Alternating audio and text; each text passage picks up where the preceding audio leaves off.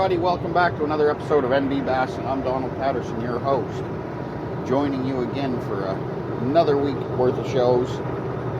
Part 1, here we go. First off, as always, thank you goes out to Fish Bomb Outfitters, Carrot Sticks Rods, Southern Yankee Baits, War Dog Lures, Northern Michigan Outfitters, and Hooked on Canadian Angling for doing what they do to help me along the way. And of course, most importantly, thanks to my wife and my son. Another tournament approaches, Perth Andover, this Saturday for the New Brunswick Sport Fishing Association. We are into those quote-unquote dog days of summer. And it's this time of year, folks, where fish care is probably more critical than it is any other time of the year. We have to, as tournament anglers in particular, we really have to respect our resource, and we have to pay the utmost attention to what's going on in our live wells. You know, spring and fall, water temperatures are lower, air temperatures are lower. 99% of the time, unless you have a fish that's hooked deep or something a little bit out of the ordinary, your live well is pretty much a no-brainer. As long as it was clean when your day started and not contaminated, you put your fish in it, you keep the water circulating, and you're going to be good to go. Well, this time of year, not so much. It's just too stinking warm inside that box if you don't pay attention to what's going on. What can you do? Well, it's not just your live well. Your live well obviously is a huge importance, but it's also, where are you catching your fish? Are you catching them deep? Which this time of year, it's quite common. They're going to go deep to get into some cooler water. They'll come up shallow in the morning and in the evening to feed. You're catching them at 2 o'clock in the afternoon when it's 30 degrees Celsius out there and the water temperature's God knows what. They're going to be sitting in deeper water. So you've got to pay attention to their swim bladders. I personally, myself, something I have yet to have to do, but I actually just sent a message off to a gentleman, and Jason, I apologize if I pronounce your last name wrong, Jason Barnouz. He's a freshwater marine biologist from Ontario, and I think I got his title correct. Also known on Facebook as the Bassin Biologist. I sent Jason a message looking for some good references on fizzing a fish. It's not something I've had to do, but it's something that I want to make sure if I have to do, I'm doing it properly. And I'm not going to profess to you, I've just started reading some articles, and I'm not even going to try and give an explanation. I'm not even going to try, because the last thing I want to do is give you bad advice. But do some research if you're fishing deep and you're going to be yanking those fish up out of, I'll say 20 feet or more. There's always the potential to mess up their swim bladders, and all of a sudden you've got a fish that should be perfectly healthy that's at the very least on its side in your live well, or even upside down, because their swim bladders are so messed up, and you've got to be able to relieve the pressure in that swim bladder or find a way to keep that fish upright. Now, there are weights that I've heard some guys use that they'll clip on the bottom of the fish, helps keep it upright, and as long as the fish is upright, it will adjust itself. Or you can get a hypodermic needle and you can fizz these fish.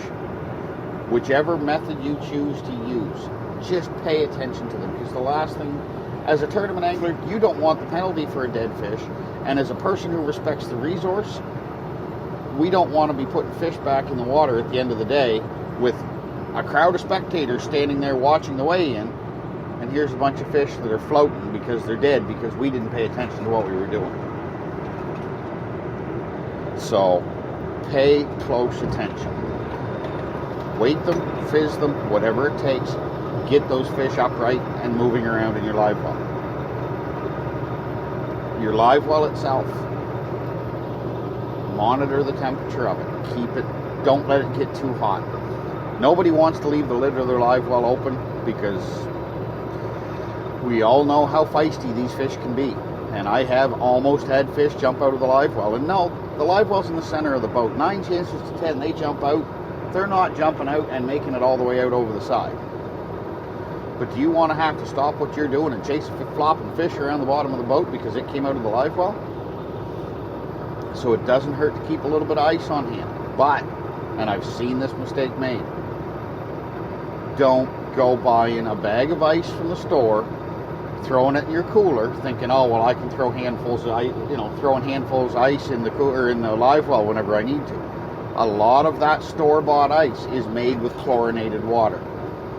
That chlorinated water can do more harm than good. Yeah, you're going to drop the temperature of your live well.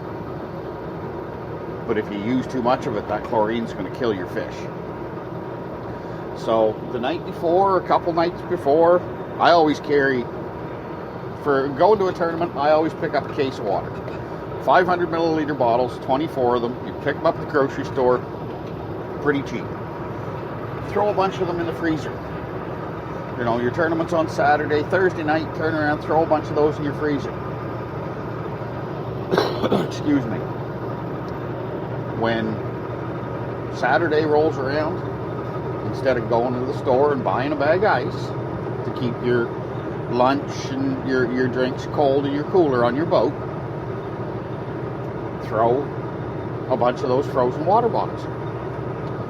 As you need them, drop one every now and then into your live well. It's a sealed container. It's not going to contaminate your live well at all, unless you've got absolutely disgusting gas-covered, oil-covered hands, and you're handling that water bottle with it. As long as things are relatively clean, that is not going to contaminate your live well, and it will help pull the temperature of your live well down. But if it's not ice in a sealed container, don't put it in your live well, because it's going to potentially do more harm than good. And the other thing you can use, there are some live well additives on the market. Different guys use different ones. My partner Jason and I, we use a product called Rejuvenate, and I'm not going to tell you that one is any better than the other. This is the one that we have started using. We've had really good luck with it. I think in the 2 years we've been using it, I think we've lost 2 fish, and that came down to one of them was gut hooked and one of them was heat, because I didn't have any ice on the boat, and I didn't have any sealed containers of ice that I could put in the live well.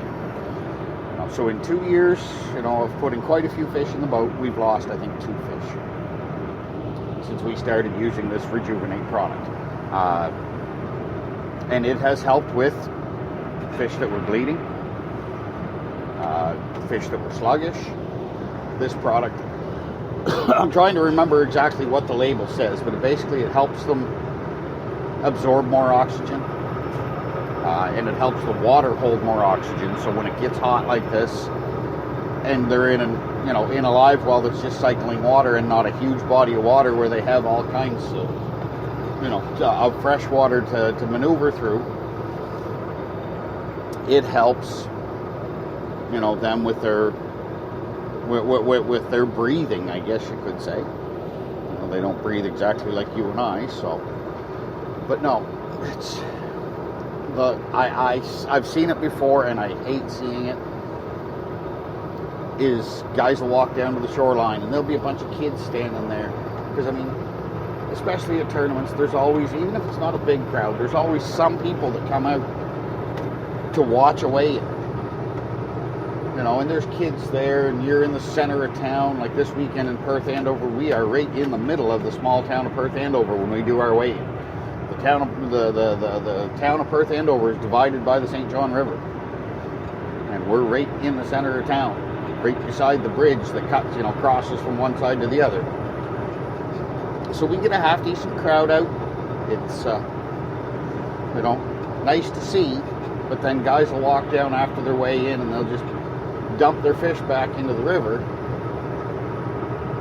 and there's a couple floating. Those kids don't need to see that. The people of that town don't need to see that, because then they get thinking, well, these guys just show up here, they catch our fish, they collect their pay, they collect their checks for winning, and they don't respect our resource. This isn't their backyard, they don't care. That's the mentality these people think some of us have. And as tournament anglers, it's our responsibility to prove them wrong. To show them that no matter where we fish, no matter how extreme the conditions, whether it be hot or cold or rain or whatever the case may be, we have to show them that we respect the resource. So just take a little extra time. Yeah, it might mean you lose 5 or 10 minutes through the run of the day without having a line in the water. But it's worth it in the long run when you come in at the end of the day with 5 lively fish, no penalties against your weight, and you can happily go down to the water's edge and hold some fish up for some pictures, maybe snap a couple pictures for some kids, get them interested. Nothing I love more than putting a little water back in my bag at the end of the day when I put my fish back in after weigh-in. Walk down to the water's edge, and there's some kids there. It's like, hey, young fella, you want a picture with this fish? You should see the smile on their faces when you take a 4 or 5-year-old little boy or little girl and you show them how to properly hold a 3-pound smallmouth and say, here, stand here while your mother snaps a picture or your father snaps a picture. They love it.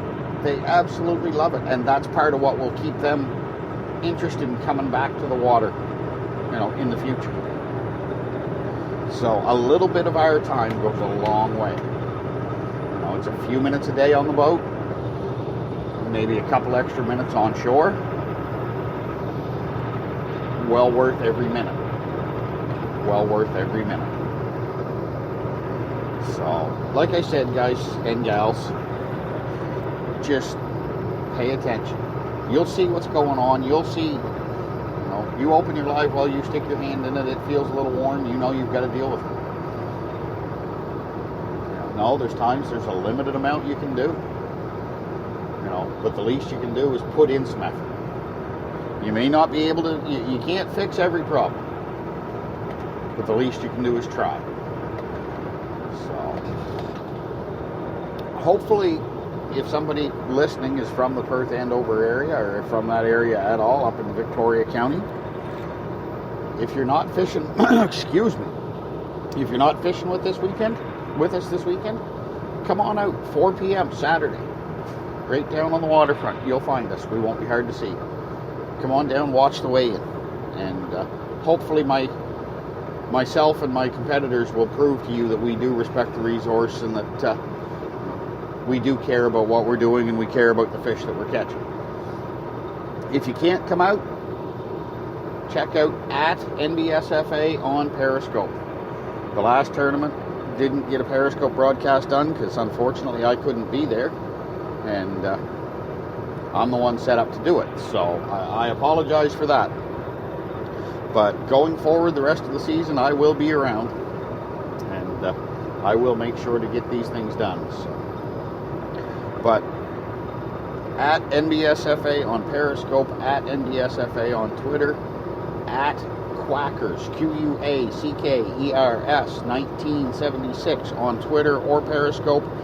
That's my personal accounts, the New Brunswick Sport Fishing Association accounts, and of course check us out at NB Bassin on Facebook. If you have any questions or comments, email us at nbbassin@gmail.com. I'll do the best I can to answer any questions you may have. Ladies and gentlemen, join us later today for part 2 of this week's show.